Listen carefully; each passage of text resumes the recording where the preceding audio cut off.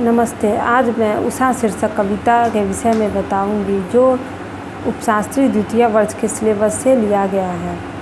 उषा शीर्षक कविता शमशेर बहादुर सिंह द्वारा रचित प्रसिद्ध कविता है। इनकी कविताएं आधुनिक काव्य बोध के अधिक निकट है, जहां पाठक और श्रोता के सहयोग की स्थिति को स्वीकार किया गया है। इस कविता में कवि ने बिंब, नए प्रतीक, नए उपमान प्रयोग किए हैं। यहाँ तक कि पुराने उपमानों में भी नए अर्थ की चमक भरने का प्रयास किया है।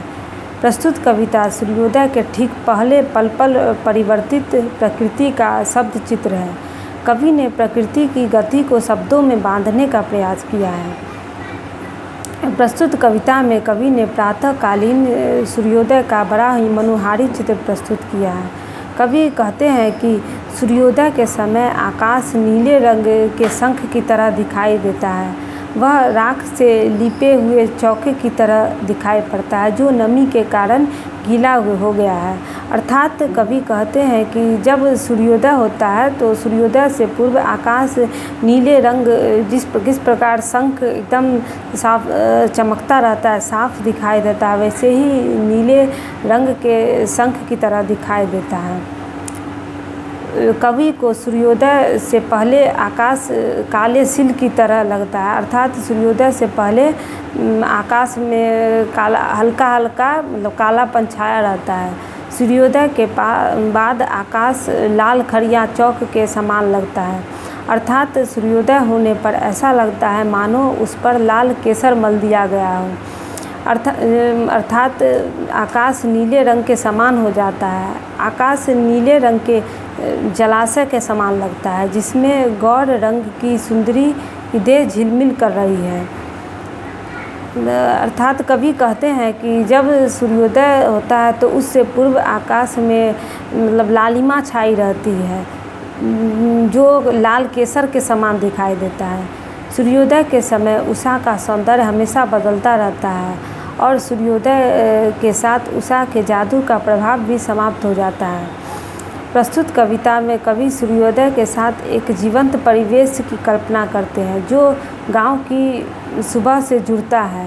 वहां सिल है, राख से लिपा हुआ चौका है और स्लेट पर की कालीमा पर लाल खड़िया चौक से रंग मलते अदृश्य बच्चों के नन्हे हाथ है, जो ऐसे दिन की शुरुआत करते हैं जहां रंग है, गति है और भविष्य की उजास है, जहां हर कालीमा को चीर कर आने का एहसास कराती है उषा।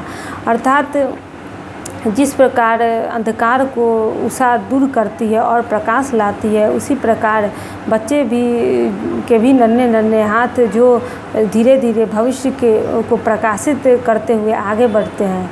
उषा के माध्यम से सूर्योदय की उज्ज्वलता का चित्रण किया गया है। भोर की लाली अर्थात मतलब सुबह सूर्योदय के समय आकाश की नीलिमा क्रांतिमान और सुंदर लगती है।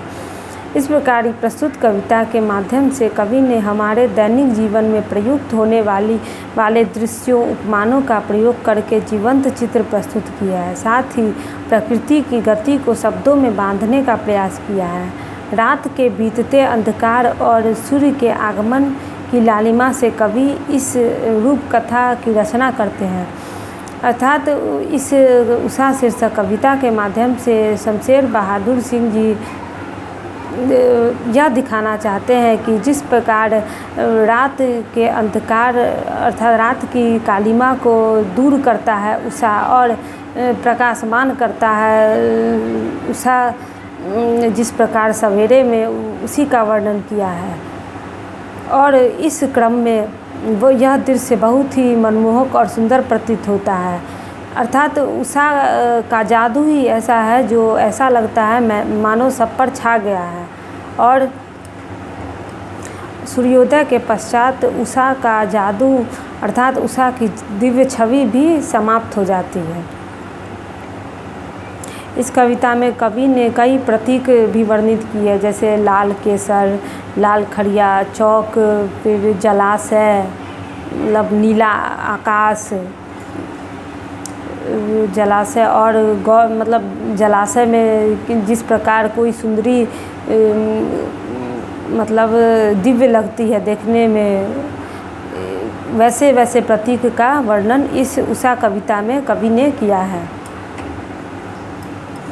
कवि ने उषा कविता में प्रातःकालीन आकाश की पवित्रता के लिए उसे राख से लिपा हुआ चौका कहा है। जिस प्रकार चौके को राख से लिपकर पवित्र किया जाता है, उसी प्रकार प्रातःकालीन उषा भी पवित्र है। आकाश की निर्मलता के लिए कवि ने काली सील जरा से लाल केसर से की है, घुल गई हो, इसका प्रयोग किया है। जिस प्रकार काली सील को लाल केसर से धोने से उसका कालापन समाप्त हो जाता है और वह स्वच्छ, साफ और निर्मल दिखाई देता है, उसी प्रकार उषा भी निर्मल व स्वच्छ है। उज्ज्वलता के लिए कवि ने नील जल में किसी गौर वर्ण अर्थात सुंदरी की झिलमिल देह जैसे हिल रही हो कहा है।